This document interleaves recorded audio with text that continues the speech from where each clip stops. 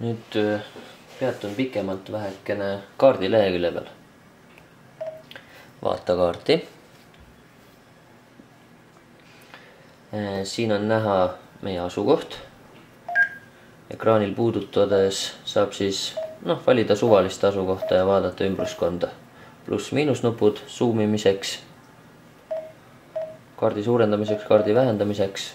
See on ka suvalise koha, kuhu kursor on määratud ära salvestada või siis minna antud kohta. Vasakul all ääres näete kiiruse indikaatorit. Siia vajutades on veel lisaks tuleb erinevad elektroonilised indikaatorid, mis näitavad meil erinevaid näite. Antud juhul siis maksimaalne kiirus, liikumise keskmine, liikumise aeg, kogu liikumine kogu aeg. Et need on nüüd erinevad väljad ja siia tekib neid tegelikult juurde, kui ka veel navigeerima hakata. Nii, ma panengi mingi suvalise aadressi siia näiteks teile.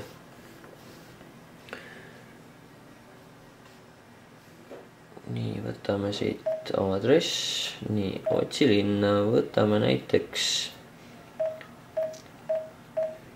Tartu. Nii, paneme tänava. Riia. Paneme näiteks 24, vaatame kohe. Riia 24, 50409 Tartu, Eesti. Kaardi peal saab vaadata, kuhu kohta antud aadress jääb. Ahah. Ja mine. GPS hakkab nüüd arvutama teekonda. Üleval ribal on ka näha progress sellest. Nii, antud juhul, kuna mul on GPS simulaatori peal lülitatud, siis GPS ka küsib simuleerimise kohta. Nii, vastame jaatavalt. Võtan korraks heli tugevust maha, et see meid häirima ei hakkaks väga. Ja vaata kaarti. Nüüd on näha, kuidas GPS siis toimib. Siin oleme meie, siin millal võiks kohale jõuda sinna antud aadressile, kiirus, millal järgmine pööre on, mis on järgmise pöörde tänav.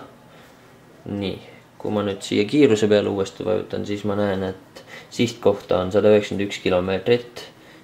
Näen oma kiirust ja siis ilmakaart, kuhu poole liigume. Nii, tuleb ka hoiatus mittesobiva tee kohta. Kuna on tegemist veokaga, siis on näha ka, et antud puhul igal pool veokaga liikuda ei tohi ja sellest annab ka seade märku. Nii, saab ka vaadata järgmisi pöördeid.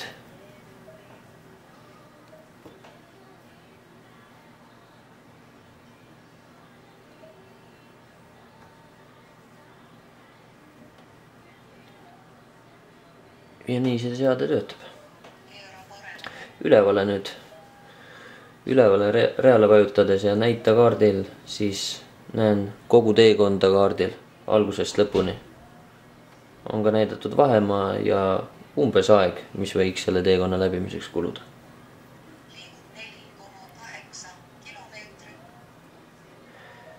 Nüüd, nagu näete, siis navigeerimisel ilmub ekraanile uus ikoon, marsruut. Siit ma saan siis valida erinevaid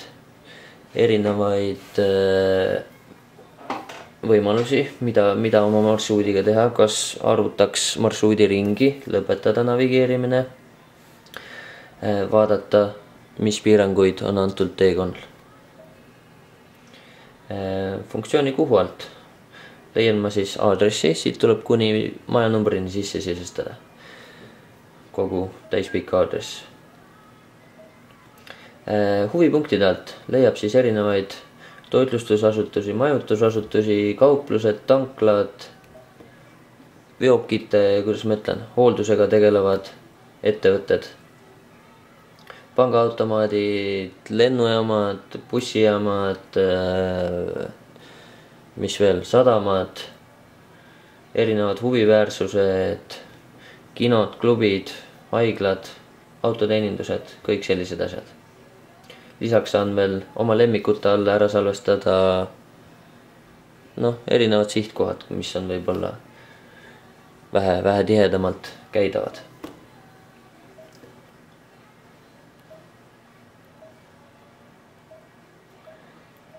Nii, mis veel? Saab ka salvestada oma koduaadressi ja panna ühe nupuvajutusega koju minna. Lisaks saab muidugi sirvida kaarti veel, nii nagu ma eelnevalt näitasin. Vaadata, kuidas GPS, mis teekonda pidi juhatab. Koordinaate sisestada. Linna panna sisse, kui ma ei taha täispikka aadressi panna sisse.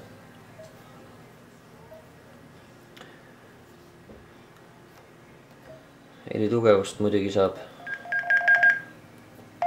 kõvemaks, vaiksemaks, üldse vait panna. Et võimalusi on väga palju ja antud juhul on ka meie ülevaade väga kokkuvõtlik, et kõiki asju kahjuks ei jõuaks siin ära rääkida üksipulgi.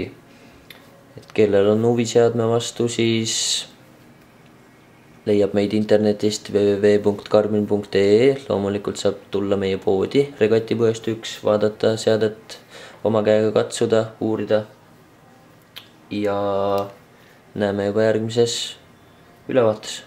Nägemist!